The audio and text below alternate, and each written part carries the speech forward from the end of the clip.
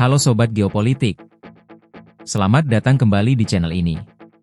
Kali ini kita akan membahas isu besar dari Timur Tengah yang sedang mengguncang Israel. Rakyatnya sendiri turun ke jalan menuntut pembebasan sandera. Tapi Perdana Menteri Benyamin Netanyahu justru memilih mempercepat serangan militer ke Gaza. Apakah ini strategi pertahanan, atau justru politik kekuasaan? Mari kita bahas lebih dalam. Ruby Chen, ayah dari Itai Chen, 21, seorang tentara Israel Amerika yang masih ditahan di Gaza, menyampaikan pesan emosional.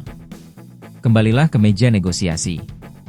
Kita bisa menyelesaikan perjanjian untuk membawa pulang semua sandera. Pesan ini bukan hanya suara pribadi, tapi juga mewakili ratusan keluarga yang menunggu kepastian. Mereka melihat kesepakatan damai sebenarnya sudah tersedia, namun terhambat oleh keputusan politik Netanyahu. Ribuan warga Israel turun ke jalan. Mereka menuntut perang dihentikan, sandera dibawa pulang, kelaparan di Gaza segera diakhiri.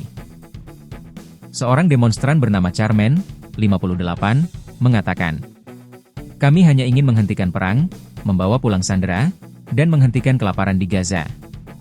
Tapi saya ragu mereka mendengarkan kita." Pernyataan ini mencerminkan rasa frustasi masyarakat Israel terhadap pemerintahannya sendiri. Di sisi lain, Netanyahu tetap berpegang teguh pada keyakinannya, kekuatan militer adalah cara terbaik melindungi Israel. Ia memerintahkan percepatan serangan darat di Gaza City, meski dunia internasional mengecam keras. PBB bahkan telah menyatakan ada kelaparan akut di Gaza akibat blokade dan operasi militer. Tapi bagi Netanyahu, tekanan militer dianggap cara paling efektif menekan Hamas agar melepaskan para sandera. Pertanyaannya, apakah langkah ini benar-benar untuk keamanan Israel, atau justru demi menyelamatkan karir politiknya yang terancam oleh protes besar di dalam negeri? Tak hanya rakyat, suara dari kalangan militer juga mulai menekan Netanyahu. Kepala Staf Letnan Jenderal Eyal Zamir mengatakan, "Sekarang semua ada di tangan Netanyahu."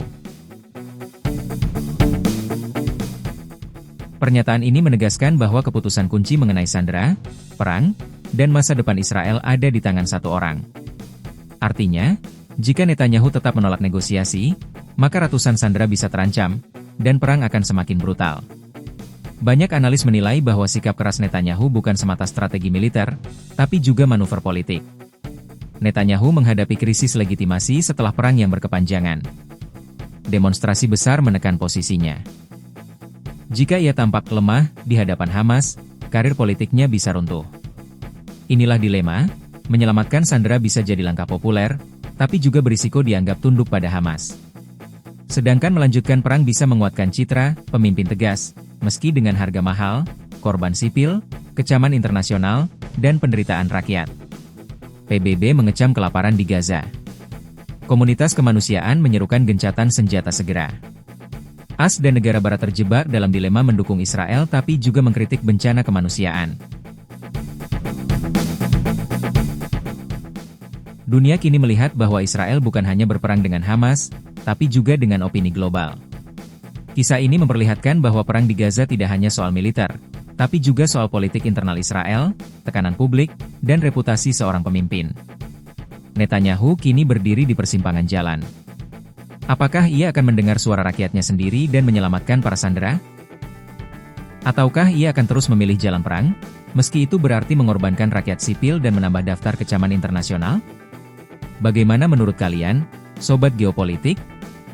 Apakah Netanyahu masih bisa bertahan dengan strategi ini, atau justru sedang menggali jurang politiknya sendiri?